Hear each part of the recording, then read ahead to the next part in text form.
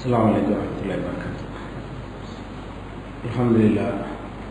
الحمد لله نحمده ونستعينه ونستغفره ونؤمن به ونتوكل عليه ونعوذ بالله من شرور أنفسنا ومن سيئات أعمالنا من يهده الله فلا مضل له ومن يضلل فلا هادي له وأشهد أن لا إله إلا الله وحده لا شريك له وأشهد أن محمدا عبده ورسوله أما بعد. கண்ணியத்திற்குரிய இல்லாமல்ல அல்லாஹு ஜல்ல ஷானஹு தஆலாவின் நல்லடியார்களே, இஸ்லாத்தின் ஆதாரம் இறைவனின் வஹி மட்டுமே என்ற தலைப்பிலே மார்க்க அறிவை நாம் பெற்றுக் கொண்டிருக்கிறோம். இஸ்லாத்தின் ஆதாரம் இறைவனின் வஹி மட்டுமே என்று சொன்னால், அல்லாஹ் குர்ஆனிலே எதை சொல்கிறானோ அதுவும் நபிகள் நாயகம் ஸல்லல்லாஹு அலைஹி வஸல்லம் அவர்கள் எதை நமக்கு குர்ஆனுடைய விளக்கமாக சொல்லி செய்து வாழ்ந்து காட்டினார்களோ அதுவும் தான் இறை செய்தி. இதுதான் இஸ்லாத்தினுடைய ஆதாரம் என்று நம்ம அறிந்து வைத்திருக்கிறோம். இப்ப நபிகள் நாயகம் ஸல்லல்லாஹு அலைஹி வஸல்லம் அவர்கள் ஒன்றை சொல்வார்களேயானால் அது அல்லாஹ்வுடைய அனுமதியோடு அல்லாஹ்விடத்திலிருந்து வந்த கட்டளை அடிப்படையில் தான் சொல்வார்கள் என்கிற அடிப்படையில் அவங்க சொல்வதும் வஹி மார்க்கம் என்று நம்ம அறிந்து வைத்திருக்கிறோம். ஆனா இதுலேயும் சில விவரங்களை உள் விவரங்களை நம்ம தெரிந்து கொள்ள வேண்டும். நபிகள் நாயகம் ஸல்லல்லாஹு அலைஹி வஸல்லம் அவர்கள் அல்லாஹ்வுடைய தூதர் என்ற ஒரு பொறுப்பு அவர்களுக்கு சுமத்தப்படுகிறது. அவர்கள் தூதராக இருந்தாலும் மனிதராகவும் இருந்தார்கள். அவங்க செய்யற எல்லா காரியமுமே தூதர் என்ற அடிப்படையில் செய்தது என்று நம்ம சொல்லக்கூடாது. தூதர் என்ற அடிப்படையில் செய்த காரியங்கள் சில காரியங்கள் தான் இருக்கும். பல காரியங்கள் மனிதர் என்ற முறையில் அவர்கள் செய்த காரியங்களாக இருக்கும். மனிதர் என்ற முறையில் அவர்கள் செய்த காரியங்கள் எல்லாம் மார்க்கம் ஆகாது. தூதர் என்கிற முறையில் செய்வாங்க இல்லையா, அது மட்டும்தான் மார்க்கத்துடைய ஆதாரம் வஹின்னு சொல்லணும். இதை புரிந்து கொள்வதற்காக வேண்டி ஒவ்வொரு மனிதரை நீங்கள் எடுத்துக்கொண்டாலும் அவர் வகிக்கிற பொறுப்பு இருக்குல்ல, அந்த பொறுப்புக்காக சில காரியங்களை செய்வார். மனிதர் என்கிற முறையில் ஒரு காரியத்தை செய்வார். இப்ப ஒரு நாட்டினுடைய பிரதமர் இருக்கிறார், அவர் பகல் நேரத்தில் வீட்டில் போய் சாப்பிடுறாரு. பிரதமர் என்ற அடிப்படையா சாப்பிட்டாரு? அவர் பிரதமரை இல்லாட்டாலும் சாப்பிடுவார், மனிதர்கிறவங்கள சாப்பிடுறார். இந்த சாப்பிடுதல் என்பது பிரதமருடைய டியூட்டியில உள்ளது கிடையாது. அவர் பிரதமரா இல்லாம இருந்தாலும் சாப்பிடுவாரு, நாளைக்கு பிரதமரா இல்லாம போனாலும் சாப்பிடுவாரு. பிரதமரா இல்லாத நம்ம எல்லாம் தான் சாப்பிடுறோம். அப்ப ஒருத்தர் பகல் நேரத்தில் போய் வீட்டுல சாப்பிடுறாருன்னு சொன்னா பிரதமர் சாப்பிட்டாருன்னு சொல்லுவோம். அதுக்கு என்ன அர்த்தம்? பிரதமராக சாப்பிட்டான்னு அர்த்தம் கிடையாது. அவர் மனிதராகத்தான் சாப்பிடுகிறார். பிரதமர் என்கிற அந்த பொறுப்புக்காக அவர் சாப்பிடவில்லை. அதே நேரத்தில் ஒரு அதிபரை, அமெரிக்க அதிபரை பிரதமர் வரவேற்றாருங்கிறோம். இது பிரதமராகத்தான் வரவேற்கிறார். நீங்க நல்லா வரவேற்க முடியாது. ஒரு நாட்டின் அதிபரை இன்னொரு நாட்டுடைய அதிபர் தான் வரவேற்க முடியும். சில ஒப்பந்தங்கள்ல கையெழுத்து போடுறாரு, அந்த கையெழுத்து போடுறாருன்னு சொன்னா பிரதமராக கையெழுத்து போட்டதும் இருக்கும்.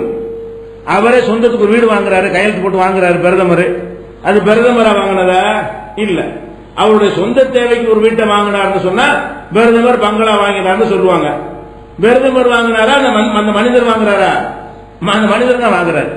பிரதமர் வாங்கினார் எப்ப சொல்ல முடியும்? நாட்டுக்காக ஏதாவது ஆயுதங்கள் வாங்குறாரு, நாட்டுக்காக பொருட்களை இறக்குமதி பண்றாரு, தேசத்துக்காக ஏதாவது வாங்கி சைன் பண்ணாருன்னு சொன்னா அப்பதான் பிரதமராக கையெழுத்து போடுறாரு அர்த்தம். அந்த மனிதன் போடுற கையெழுத்திலேயே பிரதமராக போடுற கையெழுத்தும் இருக்கிறது, தனி மனிதனாக போடுற கையெழுத்தும் இருக்கிறது. இதே மாதிரி எல்லாத்துக்குமே ஒரு சாதாரண ஒரு சின்ன ஒரு நிறுவனத்தில் ஒரு நடத்தக்கூடியவராக இருந்தால் அந்த நிறுவனத்தில் உரியவர் என்கிற முறையில் பேசக்கூடிய பேச்சும் இருக்கிறது, மனிதராக அவர் செயல்படக்கூடிய பேச்சும் இருக்கிறது. இப்படி எல்லா மனிதர்களுக்குமே அவங்களுடைய பொறுப்புக்காக சிலர் செய்வாங்க இல்லையா, அந்த பொறுப்புக்காக செய்யற மாதிரி பொறுப்பு இல்லாமல் இருக்கும் பொழுதும் சில காரியங்களை அவங்க செய்வாங்க. இப்ப தூதர் என்பது என்ன? அது ஒரு பொறுப்பு. அல்லாஹ்வுடைய தூதர் என்பது இயற்கையில உள்ள தன்மையா, பிறக்கும் போதே ஒட்டிக்கிட்டு வந்த ஒரு சுபாவமா? அது இல்ல. 40 வயசு வரைக்கும் அவங்க தூதராவலாம் இல்ல. தூதர் என்பது அல்லாஹ்வால் செய்யப்பட்ட ஒரு நியமனம். நபிகள் நாயகம் ஸல்லல்லாஹு அலைஹி வஸல்லம் அவர்களை அல்லாஹ் தூதர்னு நியமிக்கிறான்ல, பொறுப்பு நியமிச்ச காரணத்தினால் அல்லாஹ்விலிருந்து வர்ற செய்தியை நமக்கு கரெக்டா தருவாங்க. அவ்வளவுதான். அல்லாஹ்விலிருந்து எல்லாத்துக்குமா செய்தி வந்துகிட்டு இருக்கும். எத்தனை மணி காலை சாப்பாடு, எத்தனை மணிக்கு மத்தியான சாப்பாடு, எத்தனை மணிக்கு தூங்கணும், இதெல்லாம வகையில வந்துகிட்டு இருக்கு. இதெல்லாம் அவங்க 40 வயசுக்கு முன்னாடி எப்படி செஞ்சாங்க அப்படி செஞ்சுக்கிடுவாங்க. எத்தனை மணிக்கு அவங்க சாப்பிட்டு பழகினாங்களோ அப்படி சாப்பிட்டுக்குருவாங்க. எத்தனை மணிக்கு படுத்து உறங்கினார்களோ அது மாதிரி உறங்கிக் கொள்வார்கள். அல்லது அவங்களோட உடம்பு டயர்டாகும் போது படுத்து தூங்குவாங்க. இதெல்லாம் வகி டயர்டாகி விட்டு நீ படு அப்படின்லாம் என்ன செய்யாது, வகிலாம் வராது. அப்ப மனிதன் என்கிற முறையில எல்லா மனிதனுக்குமே சில ஆசாபாசங்கள் தேவைகள்லாம் இருக்கும். சிலவங்க குடும்ப வாழ்க்கையில் ஈடுபடுறாங்க, இதெல்லாம் தூதருங்கிற முறையில் ஈடுபடுறாங்க இல்ல, மனிதருங்கிற முறையில் ஈடுபடுறாங்க. அவங்க ஈடுபடுற மாதிரி தான் எல்லாரும் ஈடுபடுறாங்க. அல்லாஹ்வுடைய தூதர் எப்படி குடும்ப வாழ்க்கையில் ஈடுபடுகிறார்களோ அதே மாதிரி தான் எல்லா மனிதர்களுக்கும் குடும்ப வாழ்க்கை ஒன்று தேவையாக இருக்கிறது. அதே மாதிரி உண்ணுவது, பருகுவது, மலஜலம் கழிப்பது, இது மாதிரியான பல காரியங்கள் தூதர் என்கிற முறையிலையும் செய்யக்கூடிய காரியங்களும் இருக்கும். தூதர் இல்லாமல் மனிதர் என்கிற முறையில் செய்யக்கூடிய காரியம் இருக்கும். நமக்கு எது மார்க்கமாகும், எதை தூதர்ங்கிற முறையில் செஞ்சாங்களோ அதான் மார்க்கம், அதுதான் வகி. இஸ்லாத்தின் ஆதாரம் வகி மட்டுங்கிறோம்ல, அல்லாஹ்வுடைய தூதருக்கு அவங்களுடைய எல்லா செயலும் வகி கிடையாது. இப்ப நேற்றைய தினம் பல சம்பவங்களை சொல்லி காட்டணும். அதுல ஒரு சம்பவம் என்ன, குருடர் வந்ததுக்கா கடுகடுப்பானாங்கல்ல, அது வகிலையா? வகியில கடுகடுப்பு எல்லாம் கண்டிக்கிறான். ஒரு குருடர் வர்றாரு, கோவப்படுறாங்க, கோவப்பட்டு முகத்தை திருப்பிக்கிறாங்க. அல்லாஹ் அபசவத்தை வரலான்னு ஒரு வசன சூறாவை இறக்கி அவங்களுடைய செயல் தவறுன்னு சுட்டி காட்டுறான். இந்த கோவப்பட்டாங்க வகிலையா? இல்ல. அவங்களா மனிதங்கிற முறையில் என்ன செய்வாங்க, அவங்க ஒரு முடிவு எடுத்திருக்கும் பொழுது அதை யாராவது டிஸ்டர்ப் பண்ணாங்கன்னா அவங்களுக்கும் வரும்ல, எனக்கு வரும்ல, அது மாதிரி அவங்களுக்கு வந்தது. அப்ப மனிதர் என்கிற முறையில தான் அந்த கோபம் வந்ததுனாலதான் அல்லாஹ் கண்டிக்கிறான். பல விஷயங்கள் அவங்க கோபப்பட்டது, சில ஆத்திரப்பட்டது, அது எல்லாமே எதுல சேரும் என்று சொன்னால் மனிதர் என்கிற முறையில் உள்ளதாகத்தான் சேரும். அப்ப நபிகள் நாயகம் ஸல்லல்லாஹு அலைஹி வஸல்லம் உடைய செயல்களை நம்ம என்னவா பிரிக்கணும், ரெண்டா பிரிக்கிறோம். அல்லாஹ்வுடைய தூதராக இருந்தாலும் உதாரணத்துக்கு புரிந்து கொள்வதற்காக நான் சில உதாரணங்களை சொன்னா உங்களுக்கு தெளிவா விளங்கிவிடும். இப்ப நபிகள் நாயகம் ஸல்லல்லாஹு அலைஹி வஸல்லம் அவங்க காலமெல்லாம் உணவு பேரிச்சம்பழம் தான் அல்லது கோதுமை ரொட்டி தான் சாப்பிட்டாங்க. இப்ப நம்ம நாட்டில் இருக்கிற இந்த அரிசி அவங்க பார்த்தது கூட இல்லை, சாப்பிட்டது கூட இல்லை. அரிசி சோறு சாப்பிட்றவங்கள இந்த சோறை ரசூல்லா சாப்பிட்டது இல்லை. அவங்க ரொட்டி தான் சாப்பிட்டாங்க, பேரிச்சம்பழம் தான் சாப்பிட்டாங்க. அப்ப இந்த கோதுமை ரொட்டி ரசூல்லா சாப்பிட்டதுனால அதை சுன்னத்துன்னு யாராவது சொல்லுவோமா? அனைவரும் கோதுமை ரொட்டி தான் சாப்பிடணும். 72 கூட்டத்தில் யாராச்சும் சொல்லுவாங்களா? அப்படி யாராவது செய்யறாங்களா? கோதுமை ரொட்டி எடுத்து வச்சு சுன்னத்தான உணவு சாப்பிடுங்க, சோறுலாம் ஆக்காது வீட்டுல, ஒவ்வொரு நாளைக்கு கோதுமை ரொட்டி சாப்பிட்டீங்கன்னா ரசூல்லா ஃபாலோ பண்ண நன்மை கிடைக்கும். உண்மைதான், ரசூல்லா கோதுமை ரொட்டி சாப்பிட்டது உண்மை, அதுல எந்த பொய்யும் கிடையாது. கோதுமை ரொட்டி தான் சாப்பிட்டார்கள். இந்த நம்ம நாட்டில் எந்த உணவும் சாப்பிடவே இல்லை. நபிகள் நாயகம் ஸல்லல்லாஹு அலைஹி வஸல்லம் கோதுமை உணவு சாப்பிட்டாலும் அதை சாப்பிடுவது சுன்னத்து, ஒரு இபாதத்து, அது ஒரு நன்மையான காரியம், அதுதான் சிறந்தது அப்படின்னு யாராச்சும் சொல்றாங்களா? 4 மதுஹப்ல சொல்றாங்களா? வேற எந்த குரூப்லயா சொல்றாங்களா? நாம சொல்றோமா? நம்மளை எதிர்க்கிறவங்க சொல்றாங்களா? யாரும் சொல்ல மாட்டாங்க. ஏன் சொல்ல மாட்டேங்கிறாங்க? கோதுமை ரொட்டி சாப்பிட்டது வகியில் அல்ல, தெரியுது நமக்கு. அது வகி சாப்பிடல. 40 வயசுல வகி வருது, அதுக்கு முந்தி தானே சாப்பிட்டாங்க. 40 வயசுல தான் அதை செஞ்சாதான், 40 வருஷமா இல்லாம திடீர்னு 40வது வயசுல எடுத்து ரொட்டி திங்கிறாங்கன்னா அங்க இருந்து வகி வந்திருக்குன்னு எடுக்கலாம். 39 வயசுல அதான் சாப்பிட்டாங்க, 38ல அதான் சாப்பிட்டாங்க, 35ல அதான் சாப்பிட்டாங்க. நபியா ஆவதற்கு முன்னாடி அதுதான் சாப்பிட்டாங்க போது ரசூல் ஸல்லல்லாஹு அலைஹி வஸல்லம் கோதுமை ரொட்டி சாப்பிட்டார்கள் வந்தா அது சுன்னத்து நினைக்க கூடாது, அது வகி இல்ல. ஏன்? நபியாவதற்கு முன்னாடி சாப்பிட்டாங்க, அவங்கள எதையும் கூட சாப்பிட்டாங்க. ரசூல்லா மட்டும் தான் கோதுமை ரொட்டி சாப்பிட்டாங்களா? அவங்களை எதிர்த்து சண்டை போட்டாங்க, அவங்களும் அதான் சாப்பிட்டாங்க. அபூஜஹலோட சுன்னத்துங்கிறதா ரசூலுல்லாஹ்வுடைய சுன்னத்துங்கிறதா? இத அபூஜஹல் ரொட்டி சாப்பிட்டான். அபூஜஹலோட உணவு ரொட்டி தான், ரசூலுல்லாஹ்வுடைய உணவு ரொட்டி தான். அப்ப இந்த ரொட்டி என்பதை ரசூலுல்லாஹ் சாப்பிட்டதுக்கு என்ன காரணம் என்றால், அவர்கள் நபியாக ஆனதற்கும் ரொட்டிக்கும் சம்பந்தம் இல்லை. இந்த 20ஆம் நூற்றாண்டுல இந்தியாவில் தமிழ்நாட்டில் அவங்க அல்லாஹ் ரசூல் ஆக்கியிருப்பானே, ஆனால் சோறு தான் சாப்பிட்டுருப்பாங்க. இங்க தான் கிடைக்கும். எந்த ஊர்ல அவங்க அனுப்பப்பட்டிருக்காங்களோ அந்த ஊர்ல என்ன உணவு கிடைக்குமோ அதைத்தான் சகஜமா கிடைக்கிற உணவு சாப்பிடுவார்கள். அப்ப தமிழ்நாட்டில் அவங்க இந்த காலத்தில் அனுப்பியிருந்தானே, ஆனால் அவங்க உணவு என்னவா இருந்திருக்கேன்? சோறாகத்தான் இருந்திருக்கும். சோறா நம்ம காலத்தில் என்ன கிடைக்கிறதோ சாப்பிட்டு இருப்பார்கள். அப்ப நம்ம என்ன வழங்கணும்? நபிகள் அல்லாஹ்வுடைய தூதரா இருந்தா கூட பிரிச்சு பார்க்கணுமா? எப்படி? அது வகியில செஞ்சதா, வகி இல்லாம செஞ்சதா? வகியில செஞ்சதா இருந்தா மார்க்கம், வகி இல்லாம செஞ்சதா இருந்தா மார்க்கம் இல்ல. யாருமே கோதுமை ரொட்டியை உணவு சொல்றதும் கிடையாது. அதே மாதிரி எடுத்துக்கிட்டீங்கன்னா இப்ப ரசூல் ஸல்லல்லாஹு அலைஹி வஸல்லம் காலத்துல பல நோய்களுக்கு பலர் உள்ளா இருக்கிறாங்க, அவங்களே பல நோய்க்கு உள்ளா இருக்கிறாங்க. அப்ப நோய் உள்ளாகும் போது அந்த காலத்துல என்ன மருத்துவம் இருக்கு அதான் செய்வாங்க. இப்ப நம்ம பாட்டி வைத்தியம் நம்ம ஒரு 50 வருஷத்துக்கு முன்னாடி என்ன வைத்தியம் பண்ணோம்? இந்த அலோபதி இதெல்லாம் வருவதற்கு முன்னாடி வீடுகள் ஏதாவது நோய் வந்து என்ன செய்வோம்? பாட்டி வைத்தியம் சொல்லி பத்து போடுவோம், தைலம் தேய்ச்சிக்கிடுவோம், கட்டு போடுவோம், இது மாதிரியான ஒரு குருணி போட்டு குடிப்போம். இதுதான் நம்ம அந்த காலத்தில் உள்ள வைத்திய முறையாக 50 வருஷத்துக்கு முன்னாடி இருந்தது. அதுக்கு வந்து இதை விட கொஞ்சம் பின்தங்கின வைத்தியங்கள் இருந்திருக்கும். 1400 வருஷத்துக்கு முன்னாடி இது போன்ற சில வைத்தியங்கள் தான் இருந்திருக்கும். அந்த வைத்தியத்தை ரசூலுல்லாஹ் செஞ்சாங்கன்னா நபி வழி மருத்துவம்னு போட்டு ஏமாத்துறாங்க. நபி வழி மருத்துவமா? இப்ப நபி வழி ரொட்டின்னு சொல்லப்ப அது வைத்தியம் என்பது வகையிலே செஞ்சாங்க. ரசூலுல்லாஹ் மட்டுமா அதை செஞ்சாங்க? நபிகள் நாயகம் ஸல்லல்லாஹு அலைஹி வஸல்லம் காலத்தில் இருந்த வைத்தியத்தை செய்தார்களேயானால் அவர்கள் நபியாவதற்கு முன்னாடியும் செய்த வைத்தியம் அது. எல்லா மக்களும் செய்த வைத்தியம். அந்த காலத்தில் இருந்த வைத்திய முறை அதுதான். அதை அவர்கள் செய்தார்கள் எடுத்துக்கிறோமே தவிர அதைத்தான் நம்ம செய்வது சுன்னத்து அப்படின்னு சொல்லக்கூடாது. புரிஞ்சுக்கிறதுக்காக ஒன்று சொல்வதாக இருந்தால், நேற்றைய தினம் உஹது போர்க்களத்தை பற்றி உங்களுக்கு சொன்னோம். கடுமையான காயம் ஏற்பட்டுருச்சு இல்லையா? காயம் ஏற்பட்ட உடனே என்ன செய்யறாங்க? அவங்கள்ட்ட கேட்கிறாங்க, ஐயின் துவிய ஜுர்ஹுன் நபி ஸல்லல்லாஹு அலைஹி வஸல்லம், ரசூல் ஸல்லல்லாஹு அலைஹி வஸல்லம் அவங்களுடைய காயத்திற்கு எதன் மூலம் வைத்தியம் செய்யப்பட்டது அப்படின்னு சஹல் இப்னு சாதிட்ட வந்து கேட்கும் பொழுது அவங்க என்ன செய்யறாங்கன்னு கேட்டா, அலி ரலியல்லாஹு அன்ஹு அவர்கள் தன்னுடைய கேடயம்னா போருக்கு வச்சிருப்பாங்கல்ல, ஒரு கையில வாள் வச்சிருப்பாங்க தாக்குறதுக்கு, இன்னொரு கையில எதிரிகள் தாக்காம இருப்பதற்கு தடுப்பா வச்சிருப்பாங்க. கேடயம்ங்கிறது தடுக்கிறதுக்கு உள்ளது, வாள் என்பது தாக்குறதுக்கு உள்ளது. அப்ப அலி ரலியல்லாஹு அன்ஹு அவர்கள் கேடயத்துல கொஞ்சம் தண்ணியை, கேடயம்னு பாத்திர மாதிரி இருக்கும்ல, அதுல கொஞ்சம் தண்ணீர் எடுத்து கொண்டு வந்தார்கள்.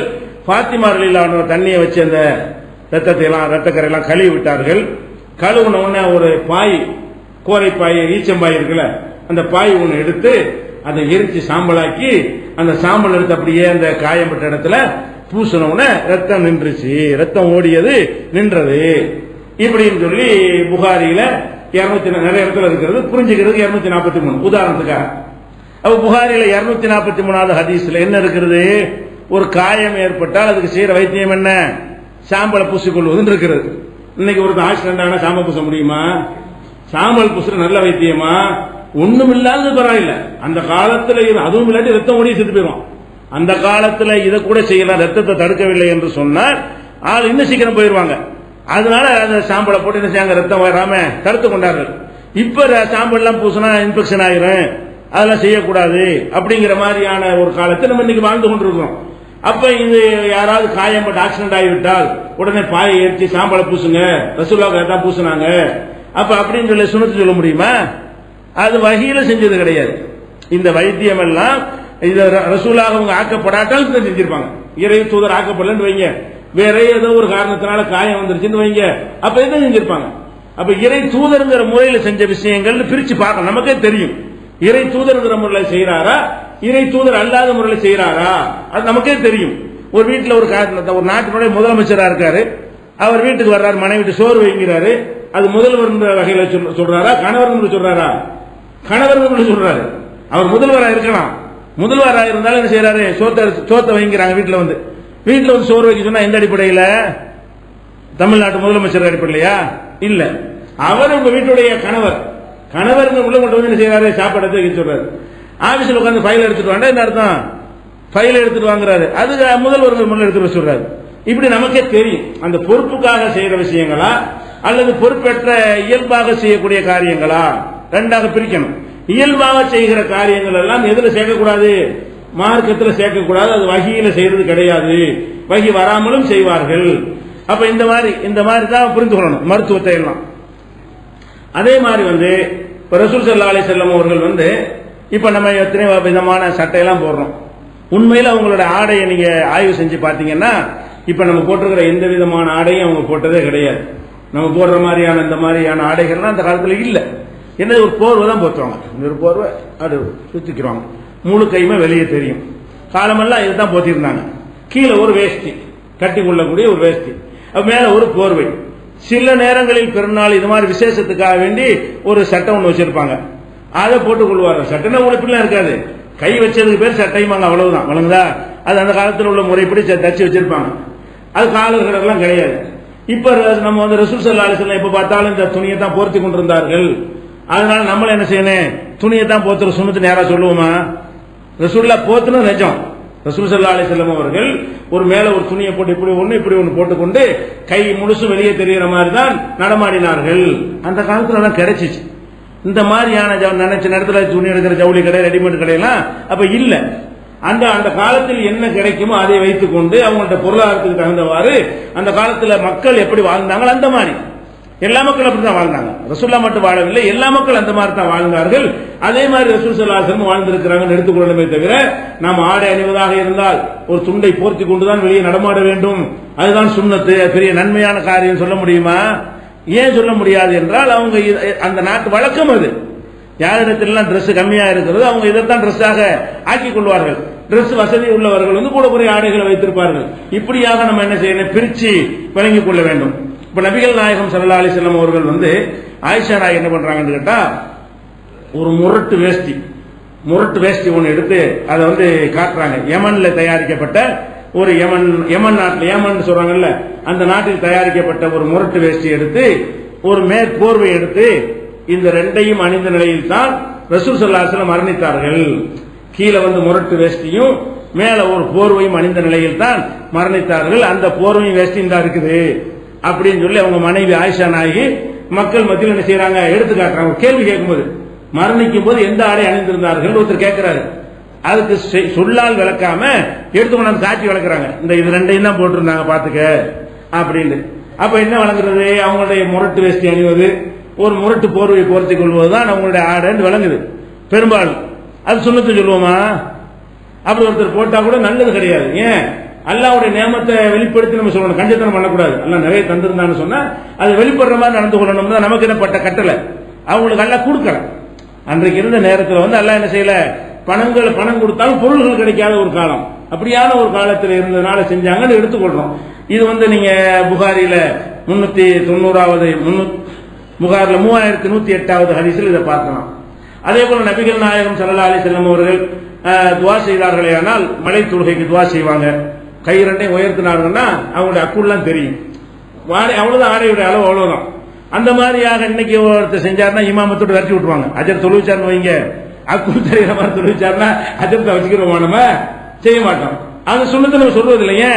ரசூல் ஸல்லல்லாஹு அலைஹி வஸல்லம் செஞ்சது அன்னைக்கு ஆடை பற்றாக்குறையில செஞ்சாங்க. அல்லாஹ் நமக்கு என்ன கட்டளை இடுறான்னா, புது சீனத்துக்கும் இந்த குள்ளி மஸ்ஜிது, ஒவ்வொரு மஸ்ஜிதுக்கு வரும் பொழுது ஜீனத்தான முறையில வாங்க. இப்ப ஜீனத்தி தான் இந்த மாதிரி போட்டு வர்றது அழகு. இந்த கை தெரியுற மாதிரி வரக்கூடாது, ரசூல்லா வந்த மாதிரி வரக்கூடாது. ரசூல் ஸல்லல்லாஹு அலைஹி வஸல்லம் இப்ப இருந்தாலும் இப்படி வரமாட்டாங்க. எப்படி அன்னைக்கு வந்தாங்கல்ல கை மண் தெரியுற மாதிரி வரமாட்டாங்க. அன்னைக்கு உள்ள ஜீனத், அன்னைக்கு என்ன கிடைச்சிச்சோ அது அன்னைக்கு ஜீனத். இன்னைக்கு ஜீனத்தை கூடி போய் விட்டது. அந்த ஜீனத்தோட நீங்க பள்ளியாசலுக்கு வரணும் நல்லா கட்டளை இடுறான். அதனால ரசூல் ஸல்லல்லாஹு அலைஹி வஸல்லம் செஞ்சு இருந்தும் கூட அது சுன்னத்தாக மாட்டேங்குது. பார்த்தீங்களா? இது புகாரில 390வது ஹதீஸ்ல நீங்க பார்க்கலாம். அதே மாதிரி 1031வது ஹதீஸ்ல பார்க்கலாம். இப்ப நம்ம சாப்பிடுறோம்னா பிளேட்ல தட்டில் போட்டு தான் சாப்பிடுறோம். ரசூல் ஸல்லல்லாஹு அலைஹி வஸல்லம் ஒரு நாள் தட்டில் சாப்பிட்டது கிடையாது. ரசூல் ஸல்லல்லாஹு அலைஹி வஸல்லம் சாப்பிட்டாங்கல்ல, ஏதாச்சும் ஒரு அலுமினிய தட்டு, ஒரு பித்தளை தட்டு, ஒரு ஏதாவது பிளாஸ்டிக் அந்த காலத்தில் கிடையாதா? ஏதோ ஒரு வகையில தட்டு இருக்கும்ல, ஒரு தட்டுல சாப்பிட்டு இருக்கணுமா இல்லையா? ரசூல் ஸல்லல்லாஹு அலைஹி வஸல்லம் தட்டுல சாப்பிட்டது கிடையாது. வேற என்ன சாப்பிடுவாங்க, ஒரு துண்டை விரிச்சு போட்டு அதுல அது ரொட்டியை போட்டு, அது சால்னாலும் கிடையாதுங்க. நம்ம நாட்டில் சோத்திர போய் கரைச்சி சாப்பிட முடியுமா? ரொட்டியை வச்சு சால்னா ஊத்துற என்ன ஆகும், அந்த துணி வீணா போயிடும். ஒரு துணியை விரிப்பார்கள், அதுல ரொட்டியை போடுவார்கள், எடுத்து சால்னா தனியா இருக்கு, தொட்டு சாப்பிட்டுக்குவாங்க. அதுக்கு ஒரு துண்டு போதும், அதுக்கு ஒரு துணி போதும். அப்ப ரசூல் ஸல்லல்லாஹு அலைஹி வஸல்லம் அவர்கள் ஒரு துணியில சுப்ரான்னு சொல்லக்கூடிய ஒரு துணியில தான் விரித்து நினைச்சிருக்கிறாங்க, சாப்பிட்டு இருக்கிறாங்க. இதை விளங்காம சில ஆளுக்கு சுப்ரான்னு தனியா சாப்பாட்டுக்கு இப்ப தட்டு வச்சு அது கீழே துண்டு விரிச்சு அது சுப்ராங்கிறது, சுப்ரான்னு அதுல போட்டு சாப்பிடுறது. ரசூல் ஸல்லல்லாஹு அலைஹி வஸல்லம் சுப்ரான் வச்சிருந்தாங்க, அது எதுக்கு உள்ளதுன்னு கேட்டா அதுலயே சாப்பிடுவாங்க. சாப்பிடுறதுக்குரிய பாத்திரம் அதுதான், இன்னொரு பாத்திரம் எக்ஸ்ட்ராவா இருக்காது. அப்ப நபி ஸல்லல்லாஹு அலைஹி வஸல்லம் என்ன செஞ்சாங்க, சுப்ராவில் தான் சாப்பிட்டார்கள் சொல்லி தெளிவான ஹதீஸ் என்ன இருக்கு, அல சுப்ரின்னு வருது. இது புகாரில 5386 இருக்கிறது. இப்ப நம்ம சாப்பிடும்போது அனைவரும் உங்களுடைய போர்வை விரித்து அதில் கொட்டி சாப்பிடுங்கன்னு சொல்ல முடியுமா? ரசூல்லா சாப்பிட்டு சாருதான், ஆனா ரொட்டியை குழம்பு சாப்பிடணும்னு சொல்ல முடியுமா? ரொட்டிங்க அந்த காலத்துல உள்ளது, அதான் பாத்திரம்லாம் கிடையாது. பாத்திரங்கள் பெரிய அரிதான ஒரு விஷயமா இருக்கும். மண்ணில் செஞ்சுக்கிறாங்க ஒரு பாத்திரம், அது உடைஞ்சு போயிடும். பாத்திரங்களை பயன்படுத்த யோசிப்பாங்க. அது மாதிரியான ஒரு காலம்.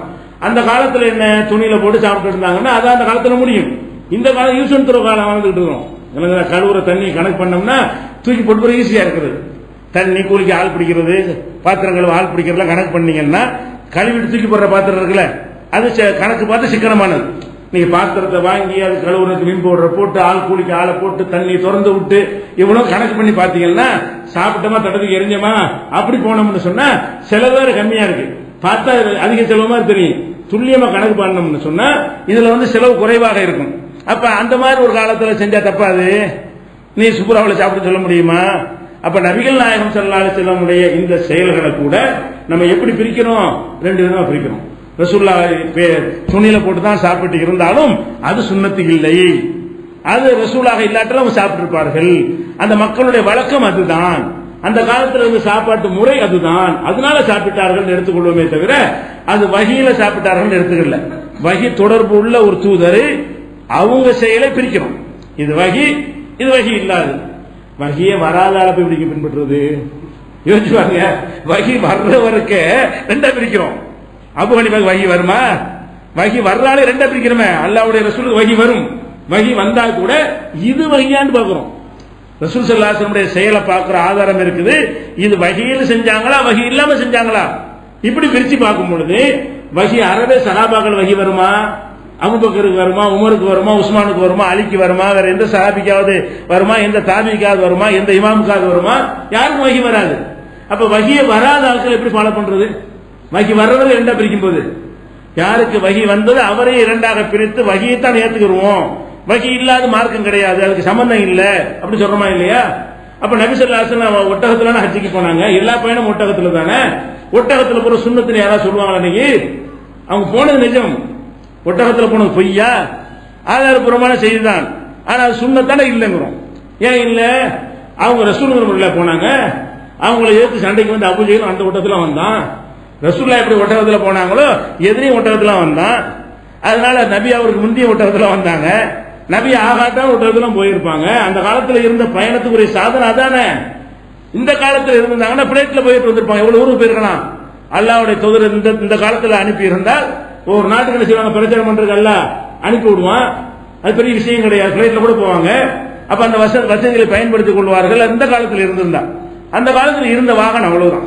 குதிரை இல்லாட்டி ஒட்டகம் இல்லாட்டி கோவா இருக்கிறது. வேற என்ன வாகனம் இருந்துச்சு? வண்டி கூட கிடையாது. அப்ப அந்த வண்டி இருந்தா கூட அந்த சக்கரம் வந்த பிறகுதான் கொஞ்சம் ஸ்பீட்லாம் மனுஷன் கண்டுபிடிச்சான். சக்கரம் இல்லாத காலத்தில் டைரக்டா தான் அதுல ஏறி போற மாதிரி இருந்த ஒரு காலம். அப்ப நம்ம என்ன வழங்கினேன்? இதெல்லாம் சுன்னத்து கிடையாது. ரசூலுல்லாஹ் செஞ்சாங்க, ஆனா வகியில செய்யல. வகி இல்லாம செஞ்சாங்கன்னு பிரிக்கிறோம்ல. இது அடிப்படையான இதுலதான் எல்லாம் நிக்குது. இதை விளங்கிட்டாலேயே மனசு சொல்ல யாரும் கேட்க மாட்டான். அல்லாஹ்வுடைய ரசூலையே நம்ம ரெண்டாக பிரித்து தான் ஏற்றுக்கொள்கிறோம். வகியாக இருந்தால் தான் பின்பற்றுகிறோம். வகியாக இல்லாவிட்டால் அது மார்க்கம் இல்லைன்னு சொல்லுகிறோம். அப்படி இருந்தால் வகியற்றவர்களை எப்படி பின்பற்றுவது? வகி இல்லாதவருடைய சொல்லு செயல்பை மார்க்கமாகும். அவர் சொன்னா எப்படி சுன்னத்தாகும்? அவர்கிட்ட வகியே இல்லையே. இப்படி விளங்கி இந்த ஒரு நுணுக்கத்தை விளங்கி கொண்டாலேயே இந்த டாபிக் ரொம்ப தெளிவாகி போயிடும். எந்த சந்தேகம் இல்லாம தெளிவாகி போயிடும். அது ஒண்ணு பார்க்கணும். அதே மாதிரி நபி ஸல்லல்லாஹு அலைஹி வஸல்லம் தலைவாணி வச்சிருந்தாங்க. அவங்க தலையாணி என்ன தலையாணி? தோல்னால ஒரு பை மாதிரி செஞ்சு உள்ளக்கு அந்த வெங்காய சருகு மாதிரி இலதலை எல்லாம் போட்டு அமுக்கி அதை வச்சு படுத்தாங்கன்னு இருக்குது. அப்ப இலதலை அமுக்கி வெங்காயத்தோலை வச்சு படுக்கிறது தான் சொல்ல முடியுமா? சொல்ல முடியாது. ஏன்? அந்த காலத்துல இருந்து அதான் தலையாணி பஞ்சு இல்லாம இருந்துச்சு. இந்த மாதிரி நவீனமான முறையில் நூற்பாலைகள் எல்லாம் கிடையாது. இப்படி விலையும் கொள்ளுறோம். இது புகாரி 6456 ஹதீஸ்ல இருக்கிறது.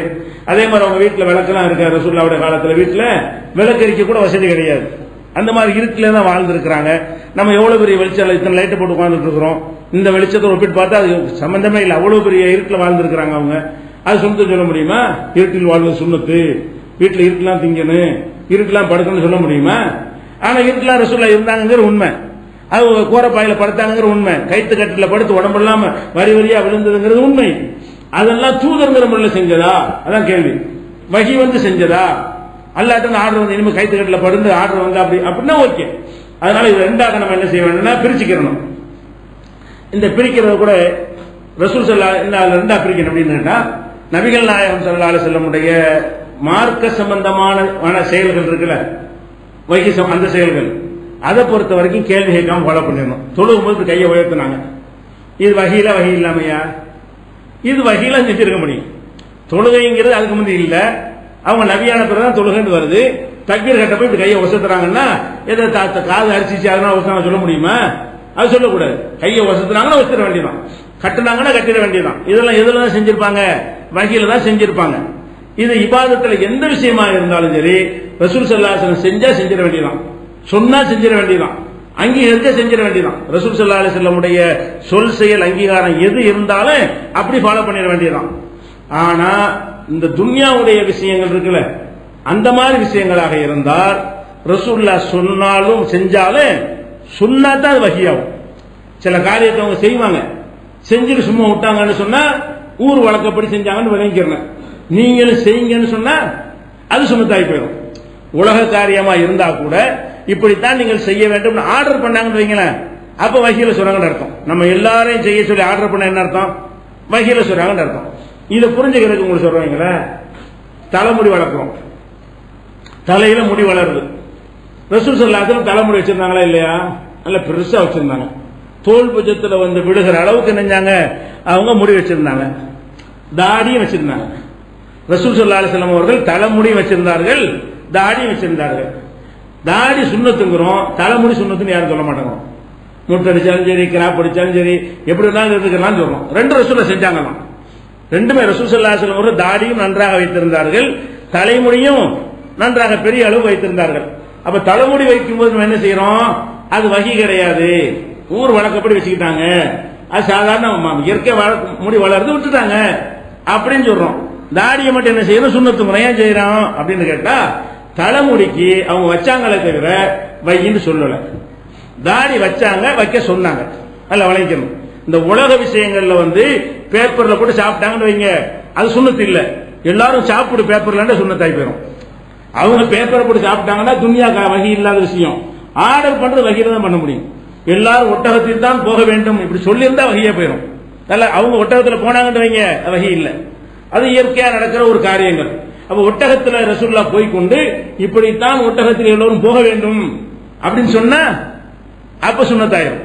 அப்ப உலக விஷயங்கள் வகி இல்லாத விஷயங்களாக இருந்தால் அது எப்ப வகியாகும் என்றால் ஆர்டர் வரணும். வாயினால் என்ன செய்ய ரசூலுல்லாஹ் தானும் செஞ்சு விட்டு இப்படித்தான் நீங்க செய்ய வேண்டும். அதுக்கு உதாரணம் சொல்வதாக இருந்தால் பேரிச்சம்பழம் சாப்பிட சுன்னத்து இல்லைன்ட்டோம், நோம்பு திறக்கும் போது சாப்பிட சுன்னத்துங்கிறோம். பேரிச்சம்பழம் பொதுவா சாப்பிட சுன்னத்து கிடையாது. எல்லா உணவு மாதிரி தான். பிஸ்கட் சாப்பிடுறது ஒண்ணுதான், பேரிச்சம்பழம் சாப்பிடுறது ஒண்ணுதான், சோறு சாப்பிடுறது ஒண்ணுதான். எதுக்கும் எந்த விதமான சவாபும் கூட குறைய கிடையாது. அந்த சத்துல வித்தியாசங்கள் இருக்கணும், அது விஷயம். மார்க்க ரீதியாக இதை செஞ்சா அவ்வளவு நன்மை, அதை செஞ்சா அவ்வளவு நன்மைன்னு சொல்ற மாதிரி பேரிச்சம்பழத்துக்கு நன்மை உண்டா? அது ஒரு உணவு, அவ்வளவுதான், முடிஞ்சு வச்சுக்கிற. ஆனா ரசூல் ஸல்லல்லாஹு என்ன செய்யறாங்க? நீங்க நோன்பு திறக்கும் போது பேரிச்சம்பழத்தை கொண்டு திறங்கள், ஒற்றை எண்ணிக்கையில் திறங்கள் சொல்றாங்க. 1, 3 என்ற எண்ணிக்கையில வந்து என்ன செய்யணும்? நோன்பு திறக்கும் போது ஆரம்பமாக பேரிச்சம்பழத்தை சாப்பிட்டுக்கிறேங்கிறாங்க. இது சுன்னத்துக்கு. ரசூலுல்லாஹ் பேரிச்சம்பழத்தை திறந்தாலும் அது நமக்கு ஆர்டர் பண்றாங்கல்ல, சாதாரணமா பேரிச்சம்பழம் சாப்பிடுவது சுன்னத்து கிடையாது. நோன்பு திறக்கும் போது இந்த மெத்தட்ல செய்வது சுன்னத்து. ஏன் சுன்னத்து? ஆர்டர் பண்ண காரணத்தினால் வஹீன்னு காட்டிடுறாங்க. அவங்க தானும் நோன்பு திறந்து விட்டு இப்படித்தான் நோன்பு திறக்கணும் எப்ப சொல்றாங்களோ அப்பவே என்னவாயிருது? வஹி ஆயிரும். அடுத்தவருக்கு உத்தரவு போடுறாங்க வஹி தானே. எல்லாரும் செய்யணும் இப்படி அவங்க விருப்பத்தை இப்படி எல்லாருமே திணிப்பாங்க. எல்லாரும் செய்யுங்கன்னு சொல்வார்களே, ஆனால் அல்லாஹ்ட்ட இருந்து அந்த செய்தி வந்திருக்குது, இறைவன் தூதர் என்கிற முறையில் இதை சொல்கிறார்கள். அப்பதான் நம்ம கேட்போம். ஊருக்குள்ள கட்டளை அவங்க யாருங்கிறேன், தூதர் இருந்தா தான் நம்ம கேட்போம். தூதர் இல்லாம இருந்து அவங்க கட்டளை நம்ம ஏன் கேட்க போறோம்? அப்ப தூதருங்கிற அந்த ஆர்டர் பண்ணிட்டாலே என்ன அர்த்தம் ஆயிடுது? தூதருங்கிற முறையில் சொன்னாங்க ஆகிவிடுகிறது. இப்படி மார்க்கத்தை வந்து ரசூலுல்லாஹ்வுடைய சொல் செயல் அங்கீகாரங்களை வந்து இரண்டாக பிரித்து வஹியை ஆதாரமாக ஏற்றுக்கொள்கிறோம், வஹி இல்லை என்றால் ஆதாரமாக ஏற்றுக்கொள்ள மறுக்கணும். இதுக்கு வந்து நம்மளா இதை சொல்லல, ரசூலுல்லாஹ் பச்சையாவும் சொல்லியிருக்கிறாங்க. இப்ப நான் சொன்ன இந்த செய்திகளை எல்லாம் ஏதோ நானா ஊகிச்சு பெரிய கண்டுபிடிச்சு ஆராய்ச்சி பண்ணி சொல்ல நினைக்க கூடாது. இதை யார் சொன்னா? ரசூல் ஸல்லல்லாஹு அலைஹி வஸல்லம் அவர்கள் தங்களுடைய வாயினாலே தெள்ள தெளிவான வார்த்தைகளால் சொல்லுகிறார்கள். எப்படி சொல்றாங்கன்னு கேட்டா, மதீனாவுக்கு வர்றாங்க. வரும்பொழுது அந்த மதீனாவுல மக்கள் விவசாயம் பண்றாங்கல்ல, பேரிச்ச மரம் தான் அந்த நாட்டுடைய விவசாயம். பேரிச்ச மரத்தை வந்து சேர்க்கை, மகரந்த சேர்க்கை மூலமாக அந்த ஒரு 2 ஆண் மரம் பெண் மரம் எடுத்து கட்டி என்ன செய்வாங்க? ஒரு உற்பத்தி பண்ணிட்டு இருக்கிறாங்க. இது மக்காவுல ரசூலுல்லாஹ் பார்க்காத ஒரு வழக்கம். இது மக்காவுல தானே சொந்த ஊரு. அங்கிருந்து வர்றாங்களா, இவங்க விவசாயம் ஒரு வித்தியாசமா தெரியுது, என்ன டைப்பா இருக்க என்னன்னு கேட்கறாங்க. அவங்க என்ன செய்யறாங்கன்னு கேட்டா, இதனால எங்களுக்கு வந்து ஒரு பயன் கிடைக்கும், இப்படி செஞ்சா நல்ல உற்பத்தி ஆகும் அப்படிங்கிறாங்க. அப்ப ரசூல் ஸல்லல்லாஹு அலைஹி வஸல்லம் செய்யறாங்க, மாலும் இவனே வேலைக்கு செய்யா, இதுல ஒரு பெரிய நன்மை இருக்குன்னு தெரியலையே அப்படிங்கிறாங்க. ரசூல் ஸல்லல்லாஹு அலைஹி வஸல்லம் வந்து இந்த மக்கள் விவசாயம் செய்யறாங்களா அந்த மெத்தடு, அது அவங்களுக்கு வித்தியாசமா அதிசயமா இருக்கிறது, அது வேணாங்கிற மாதிரி ஒரு சொல்றாங்க. உடனே சஹாபாக்கெல்லாம் விட்டுறாங்க. அந்த மரங்களை சேர்க்கிறாங்கல்ல, சேர்க்கை செய்யறது, அதை விட்டுட்டு இயற்கையை விட்டுட்டாங்க. விட்டுட்டா மகசூல் குறைஞ்சி போச்சு.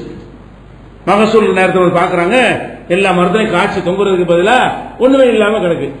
அப்ப என்ன கேட்கறாங்க, மாலி நகலிக்கும், எதுக்காக என்ன உங்க பேரிச்ச மரம் இப்படி இருக்குது அப்படின்னு கேட்கறாங்க. அப்ப என்ன செய்யறாங்க சகாபாக்கெல்லாம், நீங்க எனக்கு சொன்னீங்க, உங்க சொல்ல கேட்டுதான் அப்படி ஆயிடுச்சு, நான் என்ன தூதராவ சொன்னேன். ரசூல் என்ன செய்யறாங்க, நான் தூதர் தமிழ்ல சொன்னேன். அவங்க சொல்றாங்க, இன்கான என் போகும் தாலிக்க பள்ளியசனவு, இதுல உங்களுக்கு நன்மை கிடைக்கும்னா செஞ்சுட்டு போக வேண்டியதானே. இப்ப இன்னமா லன்னா, நான் ஒரு என் கருத்தை தான் சொன்னேன். நன்னி, கருத்துக்காக வேண்டி என்னை குற்றம் முடிச்சிடாதீங்க. உலாக்கின் இதா ஹத்தஸ்துக்கும் அனில்லா இசையன், அல்லாவிடமிருந்து ஒரு செய்தியை நான் உங்களுக்கு சொன்னேனே ஆனால் பகுதூபிகி, அதை கண்டிப்பா நீங்க எடுத்துக்கொள்ளணும். நானா சொன்னேனே ஆனால் அதை நீங்க எடுத்துக்கொள்ள அவசியம் கிடையாது. நான் மனிதனா வஹீல சொன்னது இல்ல. இந்த பேரிச்சமர விவசாயத்தை பற்றி சொன்னது வந்து நான் மக்காவில் பார்க்காத ஒன்றை நீங்க செஞ்சதுனால ஒரு டிஃபரெண்டா இருந்தனால சொன்னனே தவிர இது நல்ல மார்க்கப்படி நல்லது இல்லைன்னு உங்களுக்கு சொன்னா அப்படின்னு சொல்லி ரசூல் ஸல்லல்லாஹு அலைஹி வஸல்லம் செய்றாங்க. அந்த நான் சொன்னதை கேட்டீங்கன்னு கேட்கறாங்க. இது முஸ்லிம்ல 4356 இருக்கிறது. இன்னொரு இடத்துல இதே அறிவிப்பு இன்னொரு அறிவிப்புல வருது, இன்னமா ஆன பஷரும், நானும் ஒரு மனிதன், இதா அமர்த்துக்கும் செய்யின் மின் தீனுக்கும், உங்கள் தீன் சம்பந்தமாக நான் எதையாவது உத்தரவிட்டால் பொகுதூபிகி, அதை எடுத்துக்கொள்ளுங்கள்.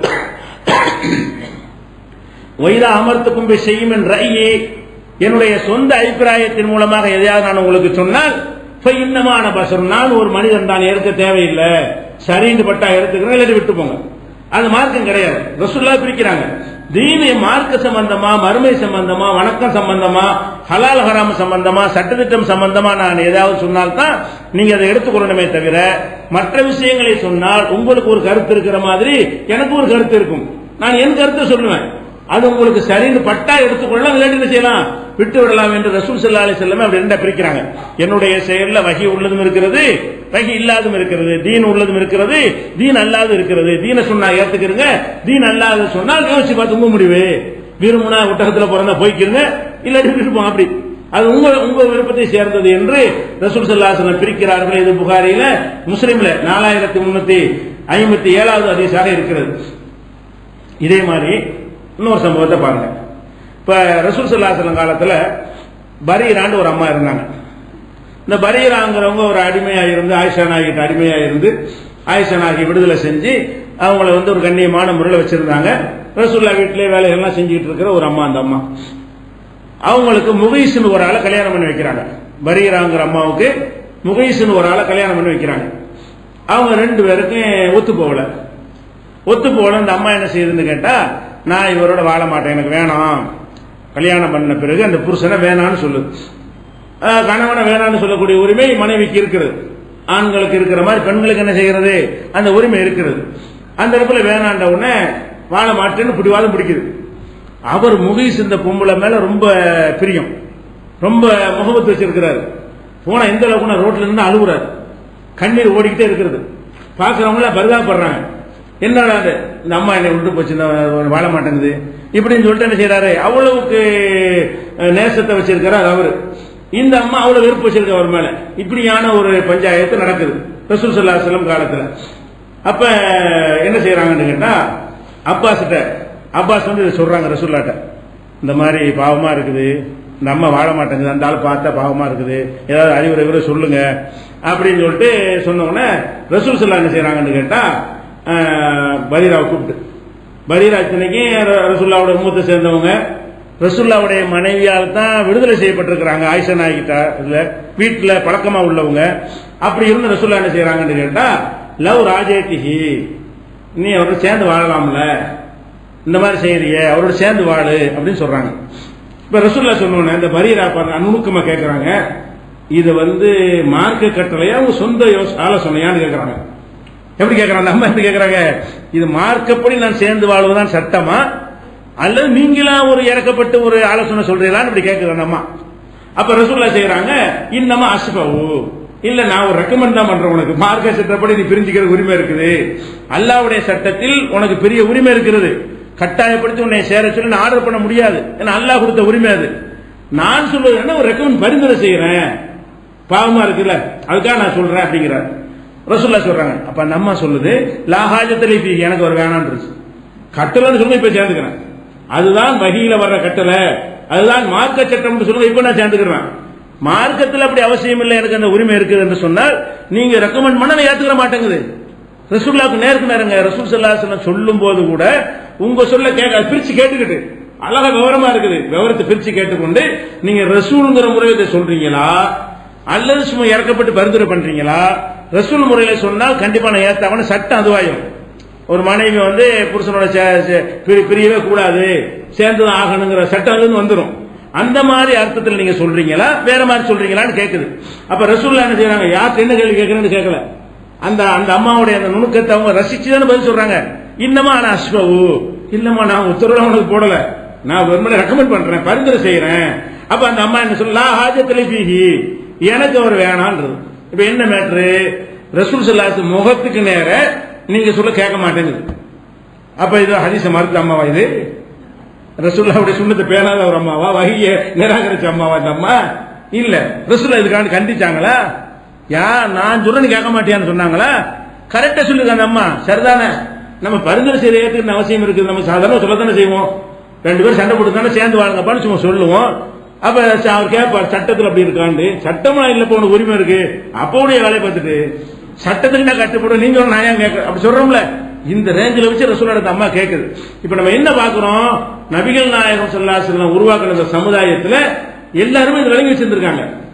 எப்படி எப்படி உருவாக்கி இருக்கிறாங்க, ரசூல் ஸல்லல்லாஹு அலைஹி வஸல்லம் அந்த செயல்களை சொல்லும் போது அது வஹீல சொல்றாங்களா வஹீ இல்லாம சொல்றாங்களான்னு தெரிஞ்ச விஷயத்தை கரெக்டா புரிஞ்சுக்கிறாங்க. சிலது நுணுக்கமா இருக்கும், இது வஹீல சொல்றாங்களா வஹீ இல்லாம டவுட் இருக்கும், டவுட்னா கேட்டு கிளியர் பண்ணிடுறாங்க. இது வஹீல் சொன்னது அல்ல, உன் புருஷனோட சேர்ந்துக்க என்று சொல்வது என் சொந்த கருத்து, வஹீல சொன்னது மார்க்க சட்டம் இல்லை அப்படின்னு சொன்ன உடனே வேணான்ட்டாங்க. இது நீங்க புகாரியில 5283வது ஹதீஸில் பார்க்கலாம். அப்ப நம்ம என்ன இதுல இருந்து வழங்குகிறோம், நபிகள் நாயகம் ஸல்லல்லாஹு அலைஹி வஸல்லம் அவங்களுடைய சொற்களை நுணுக்கமான விஷயங்களா இருந்தா கூட இது வஹியா சும்மா செஞ்சாங்களான்னு பிரிச்சு பார்க்கணும். வஹி என்று சொன்னா மட்டும்தான் அது மார்க்கமா ஆகும். இஸ்லாத்தின் ஆதாரம் வஹிதான் என்பதை இந்த அம்மா எப்படி புரிஞ்சிருக்கு பாருங்க. இஸ்லாத்தின் ஆதாரம் ரசூலுடைய தனி வாழ்க்கையும் இல்லைன்னு விளங்கியிருக்கு. இந்த அம்மா எப்படி விளங்கியிருக்குது, இஸ்லாத்தின் ஆதாரம் வஹிதானே தவிர அந்த வஹியை கொண்டு வந்த ரசூலுடைய தனிப்பட்ட கருத்து கூட அல்ல, அது கூட இஸ்லாத்தின் ஆதாரம் இல்லைன்னு நம்ம விளங்கியிருக்கா இல்லையா? அந்த அம்மா விளங்கின ரசூல் அங்கீகரிச்சாங்களா இல்லையா? அதுக்காண்டி உங்களை கண்டிக்கலையே, அதுக்காண்டி யாரும் உங்களை குறை சொல்லலையே, அவங்க இஸ்லாத்தோட வெளியேறினதை அறிவிக்கலையே. அப்ப என்ன விளங்குறது, இஸ்லாத்தின் ஆதாரம் என்பது குணநுணுக்கம், வஹி மட்டும்தான் மார்க்கம். வஹியை ஒருத்தர் கொண்டு வந்ததுனால அவர் சொன்ன எல்லா மார்க்கும் நாவல பாருங்க, வஹியை யார் கொண்டு வந்தார்களோ அவர்கள் சொன்ன எல்லாமே மார்க்கமாக மாட்டேங்குது.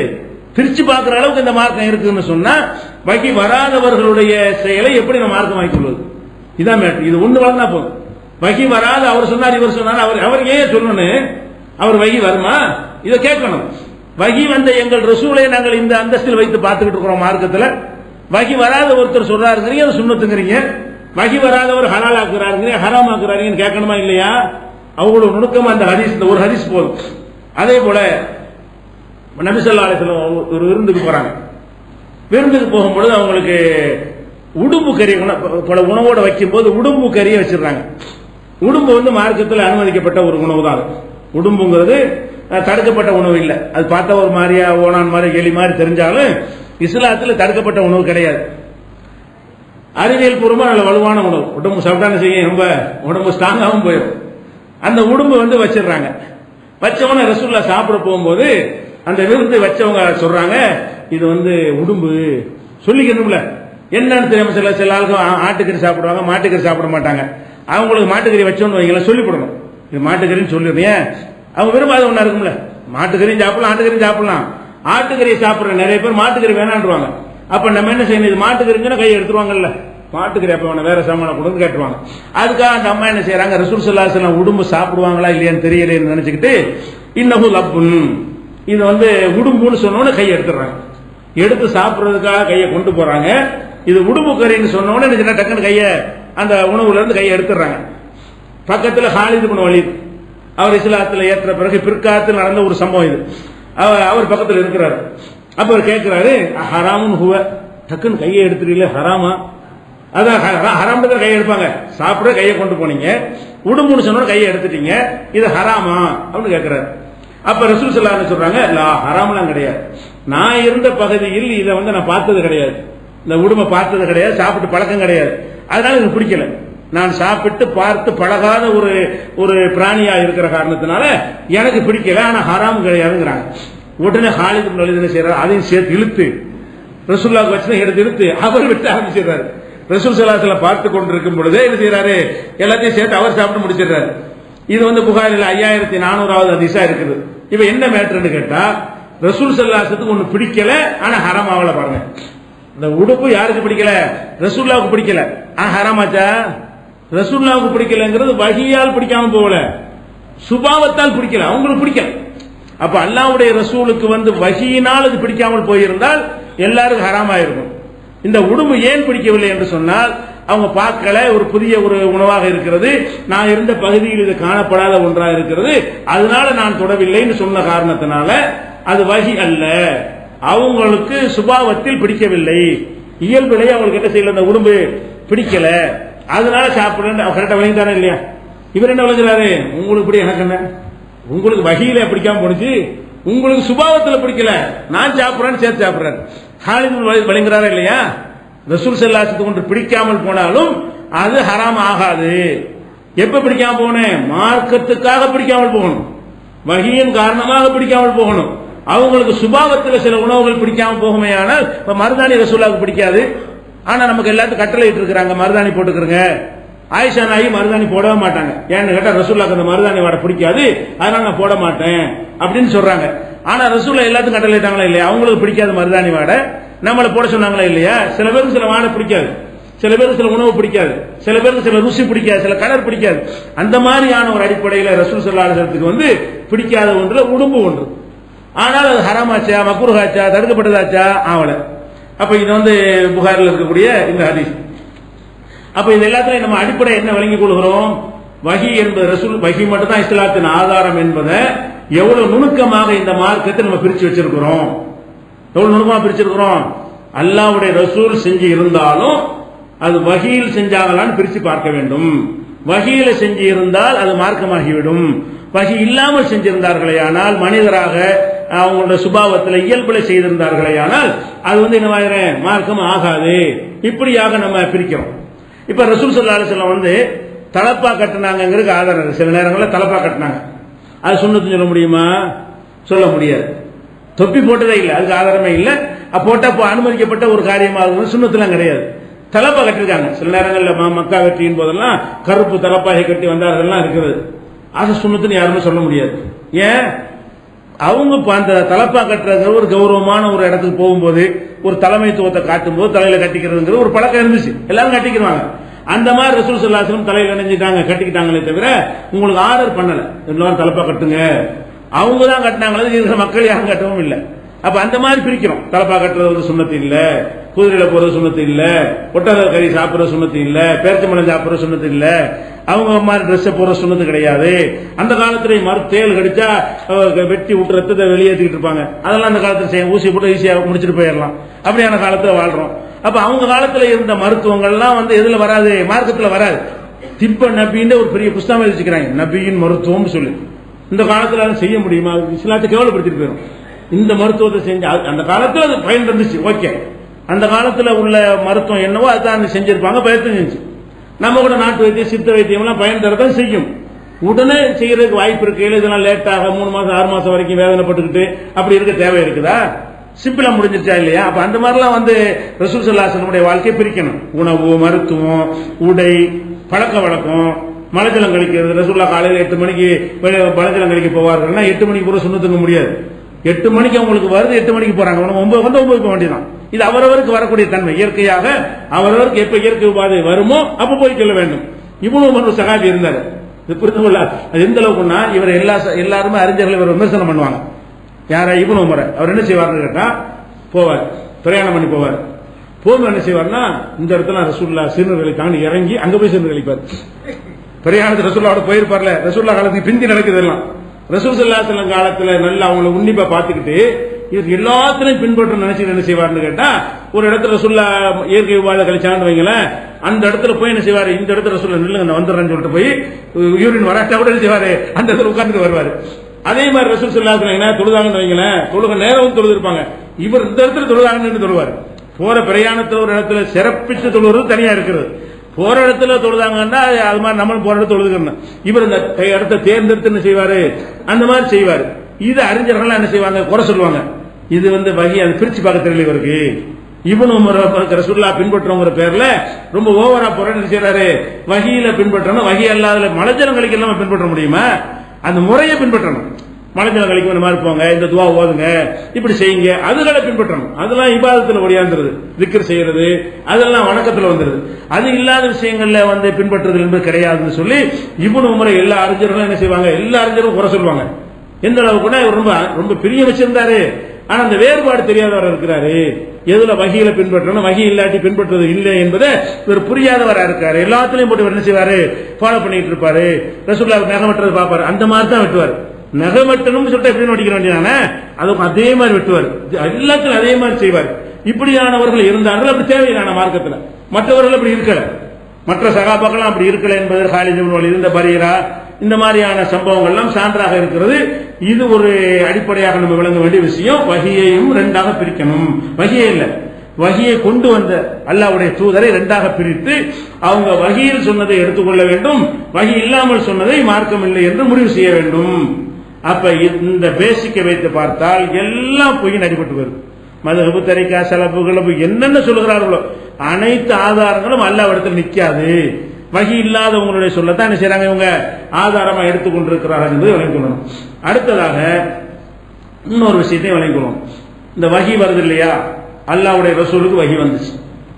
அல்லாஹ்வுடைய ரசூலுக்கு வகி வந்த மாதிரி இனி வகி வருமா, அது தெளிவாகணும்ல. அவங்களுக்கு தான் வகி வந்துச்சா, இனிமேல் வருமா?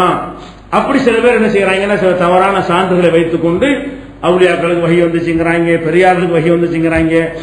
ரசூலுல்லாஹ்வுக்கு பிறகு நபியே வருவார்லாம் சொல்றாங்க. ரசூல் ஸல்லல்லாஹு அலைஹி வஸல்லம் பிறகு என்ன செய்வாங்க, சில நபிமார்கள்லாம் வருவார்கள், அவங்களுக்கு வகி வரும் என்கிற மாதிரி எல்லாம் ஒரு குழப்பக்கூடிய ஒரு காட்சி நம்ம பார்க்கணும். இதை ஒரு அடிப்படை வழங்கிக் கொள்ளணும். வகி என்பது முடிந்து விட்டது.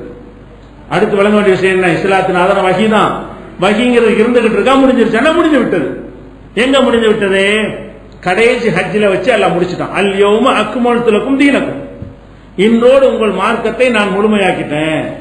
மார்க்கத்தை முழுமையாக்கிட்டேன் என்ன அர்த்தம்? இனிமே ஒன்றும் வர வேண்டியதில்லை. மார்க்கம் என்று என்னென்ன சொல்ல வேண்டுமோ எல்லாம் சொல்லி முடிச்சாச்சு, எல்லாம் செஞ்சு காட்டாச்சு, எல்லாமே சட்டம் ஆக்கியாச்சு. இனிமேல் எந்த ஒன்றும் வர வேண்டியதில்லை என்பதற்காகத்தான் இன்றைய தினம் உங்களுடைய மார்க்கத்தை நான் உங்களுக்காக முழுமையாக்கி விட்டேன். எல்லாம் கடைசி ஹஜ்ஜில், ரசூலுல்லாஹ்வுடைய இறுதி ஹஜ்ஜில் வைத்து இந்த வசனத்தை அருளி முழுமையாக்கிட்டான். அப்ப ரசூல் ஸல்லல்லாஹு அலைஹி வஸல்லத்தோட வகி, இஸ்லாத்தின் ஆதாரம் வகி என்றால் இஸ்லாத்தின் ஆதாரம் ரசூலோடு நின்றுவிடும்.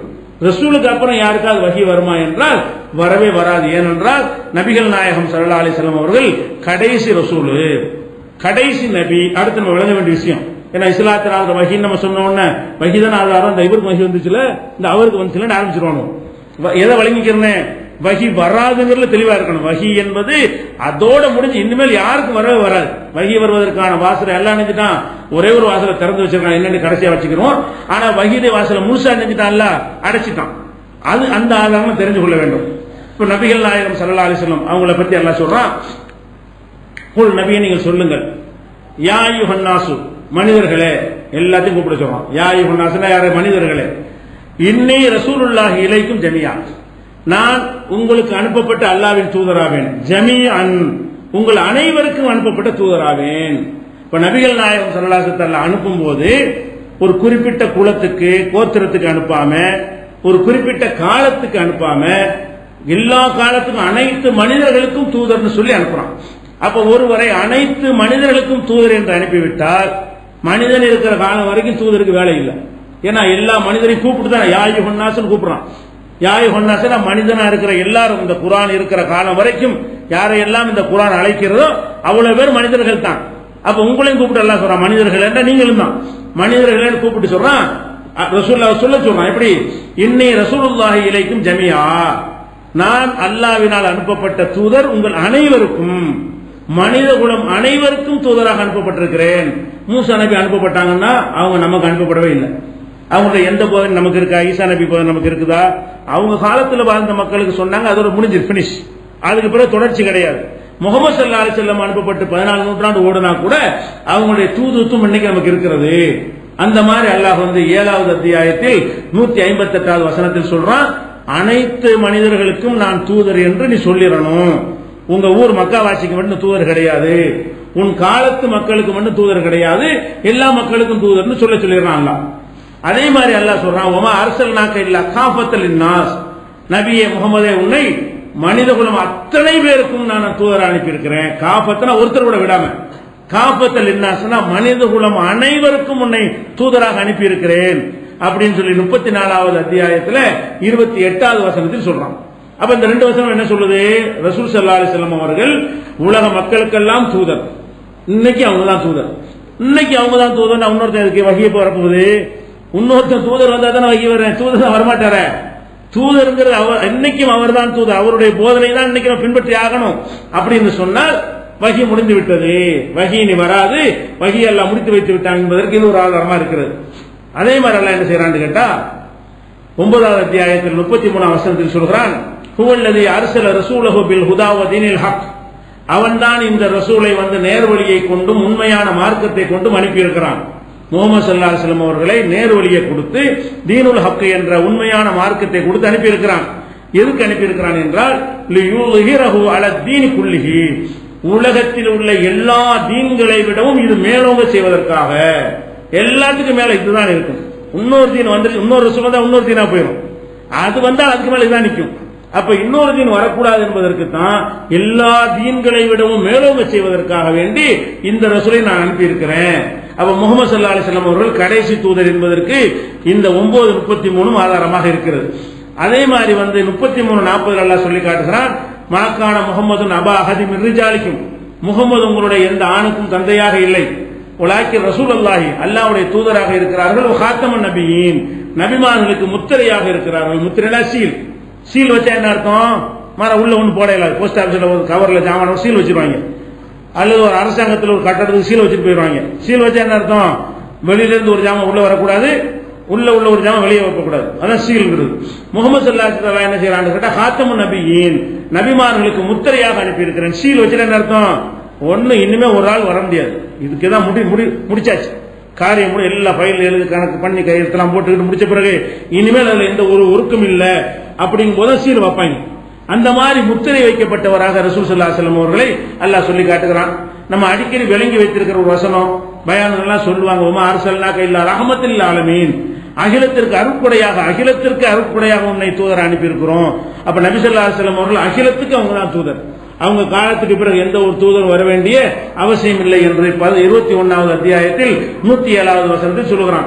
இன்னும் ஏராளமான ரசூல் ஸல்லல்லாஹு அலைஹி வஸல்லம் தான் கடைசி தூதர். வஹி முடிஞ்சிருச்சு, இஸ்லாத்தினாதான வஹின்னா வஹி வந்துகிட்டே இருக்குன்னு நினைச்சிடக்கூடாது, வஹியுடைய வாசல் அடைபட்டு விட்டது என்பதை இன்னும் தெளிவாக சந்தேகத்துக்கு இடமில்லாமல் அறிந்து கொள்வதற்கு சான்றுகள் இருக்கின்றன. அதை நாளைக்கு பார்க்கலாம்.